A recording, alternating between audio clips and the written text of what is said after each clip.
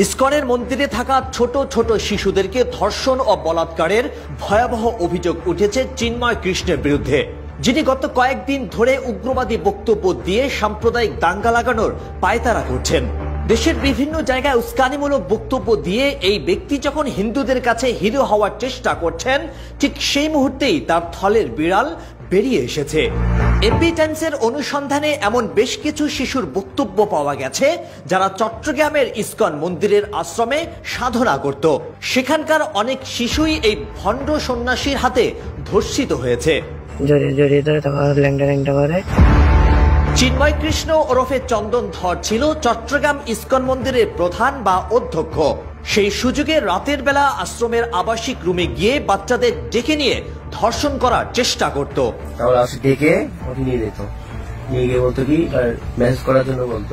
ইতোমধ্যে নানা ধরনের অপরাধ প্রমাণিত হওয়ায় চিন্ময় কৃষ্ণকে ইসকনের দায়িত্ব থেকে বহিষ্কার করা হয়েছে। সম্প্রতি এই মর্মে ঢাকার ইসকন হেডকোয়ার্টার থেকে জারিকৃত একাধিক পত্র এমপি টাইমসের হাতে এসেছে। কিন্তু এভাবে প্রকাশ্যে বহিষ্কারের পরেও এবং শিশু ধর্ষণের ভয়াবহ অপরাধের তথ্য সামনে আসার পরেও কেন সাধারণ হিন্দুরা এই ব্যক্তিকে মাথায় তুলে নাচছে সেটা বোধগম্য নয়। কয়েকদিন আগে চট্টগ্রামে হিন্দুদের এক সমাবেশে চরম উস্কানিমূলক বক্তব্য দিয়ে দেশব্যাপী সমালোচিত হয়েছেন চিন্ময় কৃষ্ণ নামের বহিষ্কৃত এই সন্ন্যাসী। তিনি বলেছেন, স্বর্ণা দাস নামে 13 বছরের যে কিশোরী সীমান্তে বিএসএফ এর গুলিতে মারা গেছে, সে নাকি বাংলাদেশি মুসলিমদের অত্যাচারে অতিষ্ঠ হয়ে ইচ্ছে করে বিএসএফ এর গুলির সামনে বুক পেতে আত্মহত্যা করেছে। তারা কেন বিএসএফ এর গুলিতে মরতে দিয়েছে? কারণ এখানে বেঁচে থাকা তাদের জন্য একটা জীবন মৃত্যুর প্রহসন ছাড়ার কিছুই নয়।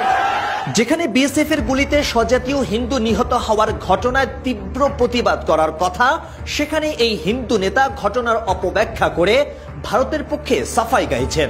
তার যাবতীয় তৎপরতা যাচাই করে অনেকেই আশঙ্কা করছেন এই ব্যক্তি প্রতিবেশী রাষ্ট্রের ইন্ধনে বাংলাদেশে সাম্প্রদায়িক দাঙ্গা ছড়ানোর পায়তারা করছে।